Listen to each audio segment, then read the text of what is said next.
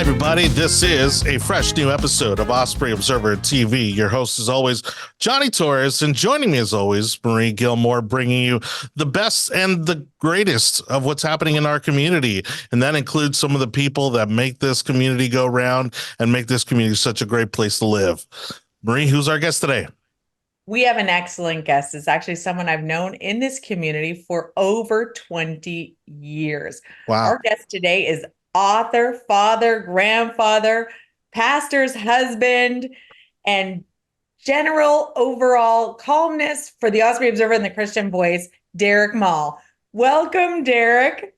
Hey, Marie. It is so great to be here. I can't believe it's been such a long time since we've seen each other, but I know what John is doing, but you look younger than ever. Oh, you are so sweet. You are too sweet.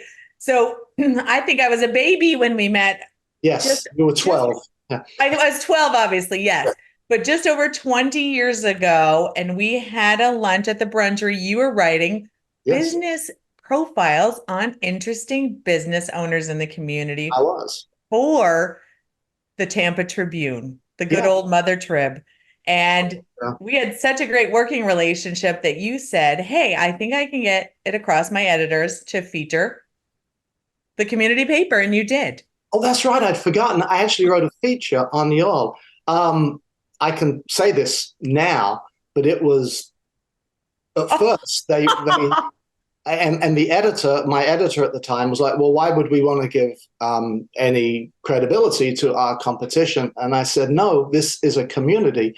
This is what's going on in the community. It looks very interesting and exciting to me. And I wouldn't be fulfilling my mission because I wrote both a column for them, but also this thing on community leaders and businesses. And they talked about it and they said, oh, okay. The acquiesce.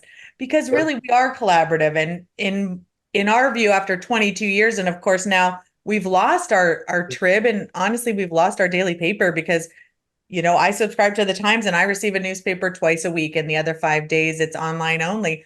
So it's detrimental to our community. We, as print journalists, need to support each other because we are out there covering the news that no one else is going to do.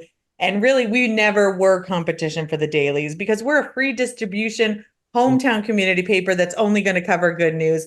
And here we are 22 years in and still trucking, still printing good news and still writing. But you actually came on board with us as a columnist when we purchased the Christian Voice Monthly, which now, of course, is online and absorbed into the Osprey Observer. So now it's going to be direct mailed into homes in the Osprey Observer newspapers. But we kind of adopted you because you were a columnist for the Christian Voice for quite a long time. So tell us about that experience and what you write for us. Well, gosh, so much. First of all, though, I just want to comment about what you said about journalism. So important. And we live in an era right now when journalism is under fire. We live in, I guess, what's called the post-truth era, and people are suspicious of journalism. But every journalist I know that I've ever worked with has been interested in finding out what's really going on and letting people make their own judgments. And so kudos to you for keeping this going. But yeah, what I write for you is a column which is my attempt to keep myself in the conversation in the Tampa area, but also to keep people's hearts and minds in the right place. Because even when I wrote commentary for the Tribune, my goal was to put it in a faith perspective. So say I'm writing for everybody, but I also want to include a scripture verse, something to get people thinking more deeply than themselves and the immediate surroundings, but to see how the big picture fits in with what we're up to. And I've found it, for me, it's easy because there's always something new and exciting in God's word, which is relevant to what's going on in our world. If only we listen and pay attention to one another. Exactly. And you bring an aspect of joy as well, because it's always sort of lighthearted and an easy read, not heavy, not, I hate to use the word preachy, but it doesn't feel that way. I appreciate that you kind of take an everyday circumstance and relate it to faith. And in that way, kind of find the collaborative tie-in. And so I really enjoy reading your column on a monthly basis. And oh, what are we writing about this month? What are we writing about this month? In fact, literally, as I was waiting in the waiting room for this, it popped up. It's the 12th, which is when I usually send something. So it'll be the 13th. Okay. This time. But yes, I blog every day.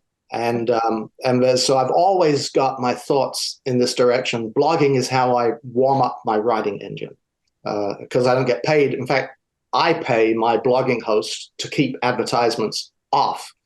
But it keeps me in people's consciousness, and it keeps my writing engine warmed up for when I do professional things. And I still write for a number of different outlets and still write the occasional book. Well, and tell me about your author background. You are a published author, 5-star, award-winning. You've got a great profile of books. Tell us about those books, Derek. Well, that's interesting because, as most writers know, everybody wants to write a book, but you can't get published. And what's interesting is my publisher, Upper Room Books, who are associated with Upper Room Ministries, part of a United Methodist Church in Nashville, they came to me. I'd written some devotionals for their magazine, and then they were talking about, well, what do we need to publish next year, whatever year that was? And somebody said, we need something for men that's not confusing Christianity with hardline politics, because there tends to be a way in which men's ministry becomes tied up with political stance. And Jesus doesn't care who you vote for. But that wasn't very evident in a lot of men's ministry material. And so they asked me, because I'd written about it in a devotional, what do you think men need? I sent them some bullet points, and it became my first book, Get Real, A Spiritual Journey for Men, which then led to several other titles. So I was fortunate in that regard and have continued to really focus on writing for men in a lot of my work. Okay. And tell us, obviously, your accent is not North Carolina or Florida. So tell us, how did you come to America? Oh, wow. Well, my accent is from the South. I grew up in the south of England. Okay. And, so I came to America in 1975 for 2 weeks. Okay. One thing led to the other. One thing led to the other. Do you think they miss me by now? I think I might have noticed. Yeah, I think the Queen, even before she died, she probably defriended me on Facebook because I just wasn't. But I ended up meeting people, going to university at Stetson University over in DeLand. And that's where I met Rebekah.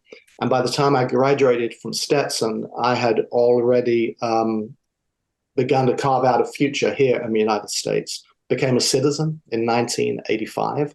So I am really only, 38 years old as an American. Every time I go to England now, I carry my American passport and go, even though England recognizes dual citizenship. I've never been that comfortable with that. So I'm an American. 100%. Well, there are linguists that say that the reason or the origin of the Southern accent was really a slowing down of the British accent. Yes, you're correct, John. In fact, I had to learn to slow down and articulate so that people could understand me. From my part of England, people tend to speak fast and with not great articulation. So coming to America certainly improved my speech. Well, then I was a teacher. I worked with children in the school system for 20 years. And you've got to be understood, especially if you're working with middle schoolers. That's a whole nother conversation. that can open up a whole nother conversation. Well, you have got a great array of experience to dip into. And tell us where you're based now, because you tried to retire. Rebekah was going to retire. Your wife is a pastor, and you went to Wake Forest, North Carolina for the last 10 years, where you've had a wonderful, wonderful experience in your church home. And she was going to retire. And then 2 weeks later, she took another assignment. So where are you now? So right now we're living in Tarboro, Tarboro, which is 65 miles east of Raleigh. So we're renting a house over there because we believe that if you're going to be a pastor in a community, and a family, you have to invest yourself in that community like you do through the Osprey Observer. I know interim or short-term pastors who just commute, but we weren't going to do that. So we rented an old house in the historic district of Tarboro. It's a wonderful old town, just 10,000 people. So it's got not just that southern charm, but it's got some of the rural aspects to it. And people are so welcoming and so friendly. But it's culturally, it's really a gem. I describe Tarboro as a country or as a town which is self-confident, classy, and doesn't have much humility. They know who they are, and the church is strong, and the town is the county seat, and it's really a gem. We're having a wonderful experience there with the church and getting them ready to call a full-time permanent pastor, hopefully this time next year. We see how wonderful. And you are all, go ahead, Marie. I was going to say, you're already living the dream that most of us have, right? We want to retire a little bit further north where there's maybe a little bit of seasons. Oh, seasons, yes. The idyllic small town just sounds great to me, because raising my family in Lithia, Brandon, Valrico, Apollo Beach, Ruskin has been fantastic. I wouldn't change it for the world, but we're missing that small town charm. So we really enjoy Plant City because it has a downtown core. Yes. And it has the boulevard, and we're really enjoying that. So saying, oh, where do you live? Well, I live just east of Tampa, kind of southeast Hillsborough County. We don't have that. So I really love covering stories on Lakeland and Plant City because they have that core. And that just sounds like the idyllic town where you are now. So thank you so much for joining us. Oh, there's a but. Go ahead. Yeah, I've got to then give a boost to Brandon. We lived in Brandon for 17 years, and what an amazing community and what amazing people there.